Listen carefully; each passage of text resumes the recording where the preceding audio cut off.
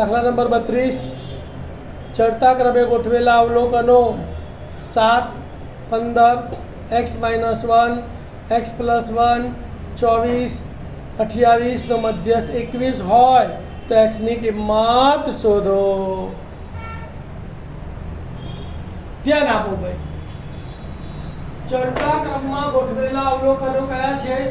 7, 15, x - 1, x + 1, 24 અને 28 છે.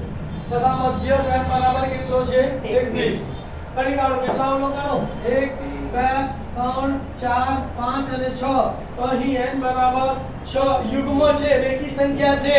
તો નવમા ધોરણનું સૂત્ર બેકી સંખ્યાનું શું આવશે બોલો? મધ્યસ્થ m બરાબર n/2 અવલોકન વત્તા n/2 અવલોકન ભાગ્યા 2. મધ્યસ્થ m ની કિંમત કેટલી છે? 21. તો m ની જગ્યાએ 21 બરાબર 6/2 નું અવલોકન વત્તા 6/2 + 1 નું અવલોકન ભાગ્યા 2. બે ભાગાકારમાં સામે જાય તો 21 × 2 બરાબર 6/2 એટલે ત્રીજું અવલોકન વત્તા 6/2 એટલે 3 વત્તા 1 તો ચોથું અવલોકન. ત્રીજું અવલોકન, પહેલું, બીજું અને ત્રીજું અવલોકન કયું છે? x - 1 અને ચોથું અવલોકન કયું છે?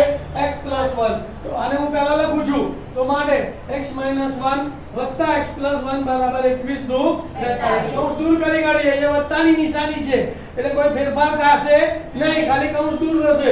તો માટે x - 1 વત્તા x + 1 બરાબર 42. -1 + 1 ઉડી ગયા.